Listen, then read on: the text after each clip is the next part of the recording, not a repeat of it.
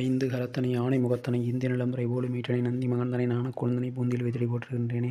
குரு பிரம்மா குரு விஷ்ணு குரு தேவ மகேஸ்வரகா குரு சரஸ்வத் பரபரமா தஸ்மி ஸ்ரீ குரவே நம குரவே சல்லோகனாம் பிசேபுரவினாம் நிதேஸ்வர வித்யானாம் ஸ்ரீ தசனாமூர்த்தியே நம.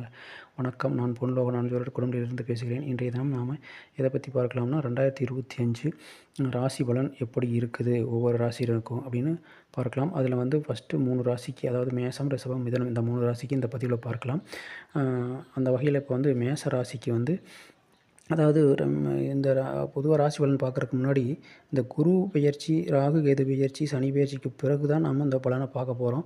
அதாவது இதில் சனி பெயர்ச்சி வந்து 29/3/2025, குரு பயிற்சி 15/5/2025, ராகு கேது பயிற்சி 18/5/2025 நடக்க இருக்கிறது.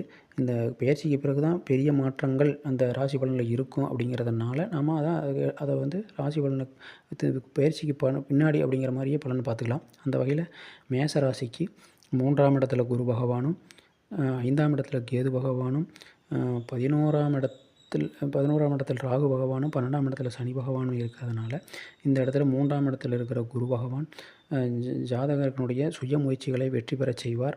தந்தைக்கு மேன்மையை கொடுப்பார். 9ஆம் இடத்தை குரு பார்க்கறனால தந்தைக்கு மேன்மை கொடுப்பார். சகல பாக்கியங்களையும் அனுபவிக்கக்கூடிய பாக்கியங்களையும் இவருக்கும் கொடுப்பார்.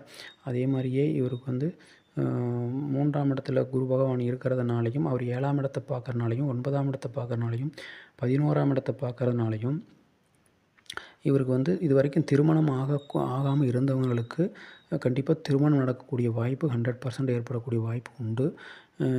அதே மாதிரியே வந்து அதாவது உங்களுக்கு ஏதாவது குழந்தைகளுக்கான கல்வி சம்மந்தப்பட்ட முயற்சிகளில் இருந்தாங்கன்னா அவங்களுக்கு கண்டிப்பாக வெற்றி பெறக்கூடிய அமைப்பு உண்டாகும். அதுக்கான அனுகூலங்கள் உண்டு. அதே மாதிரி இவர்களுக்கு வந்து தங்க ஆபரணங்கள் வாங்கக்கூடிய வாய்ப்பும் ஏற்படும் அப்படிங்கிறது இந்த குரு பயிற்சினால் ஏற்படக்கூடிய பலன். அதே மாதிரி ராசிக்கு 5ஆம் இடத்துல கேது பகவான் இருக்கிறது கொஞ்சம் ஒரு சில மன அழுத்தங்களை கொடுத்தாலும், அது வந்து அது அரசு வழியில் இருக்கலாம், தந்தை வழியில் இருக்கலாம், சில மன அழுத்தங்கள் இருந்தாலும் கூட இவர்களுக்கு வந்து ராசிக்கு 11ஆம் இடத்துல இருக்கிற குரு பகவானை 11 இருக்கிற ராகு பகவானை குரு பகவான் பார்க்குறதுனால இவர்களுக்கு சகல வழியிலையும் லாபம் ஏற்பட்டு அதன் மூலம் அவர் எல்லாத்தையும் சமாளிக்கக்கூடிய அளவுக்கு இவர்களுக்கு ஒரு நல்ல அமைப்பு இருக்கும். அதே மாதிரியே ராசிக்கு 12ஆம் இடத்துல சனி பகவான் இருக்கிறது சில நேரத்தில் வந்து இவர்கள் வந்து இரவு பணி மாதிரி செய்யக்கூடிய வேண்டிய தேவை ஏற்படும். ஏன்னா இவருக்கு வந்து பண வருமானம் கொஞ்சம் குறைவு. 2ஆம் இடத்தை சனி பகவான் பார்க்குறதுனால சில வருமானத்தில் சில குறைபாடுகள் ஏற்படக்கூடிய வாய்ப்பு இருக்கிறதுனால அதற்காக இரவு பணி செய்யக்கூடிய வாய்ப்புகள்லாம் ஏற்படும் அப்படிங்கிறது இந்த மேசராசினருக்கு நாம் சொல்லிக்கலாம். அடுத்ததாக ரிஷபராசினருக்கு எடுத்துக்கிட்டால் ரிஷபராசிக்கு 2ஆம் இடத்துல குரு பகவானும், 4ஆம் இடத்துல கேது பகவானும், வந்து 10ஆம் இடத்துல ராகு பகவானும், 11ஆம் இடத்துல சனி பகவானும் இருக்கிறது நல்ல அமைப்பு.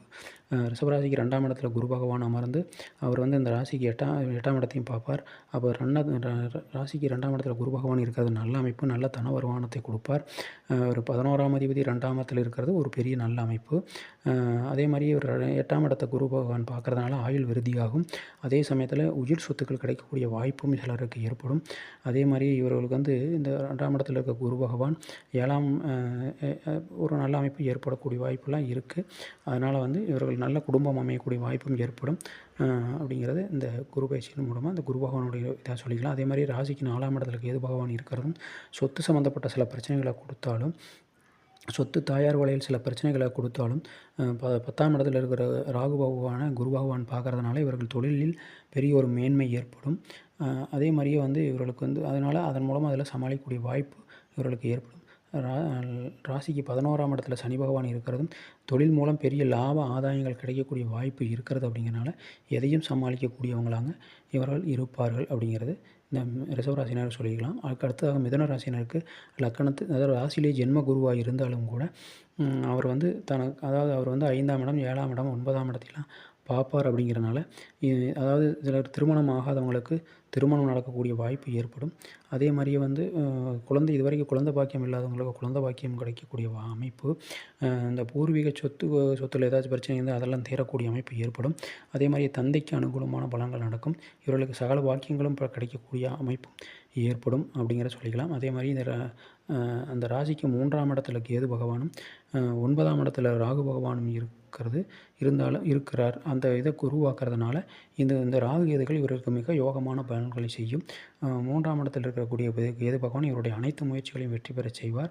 அதே மாதிரி 9ஆம் இடத்தில் ராகு பகவானும் இருக்கிறது குருவாக்குறதுனால அவரும் அனைத்து பலன்களையும் வெற்றியடை செய்வார்.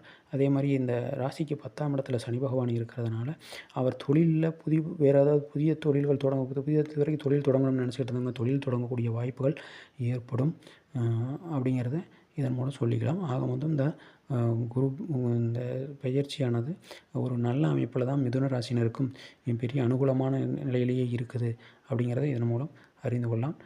நன்றி, வணக்கம். மீண்டும் அடுத்த பதிவில் சந்திக்கலாம்.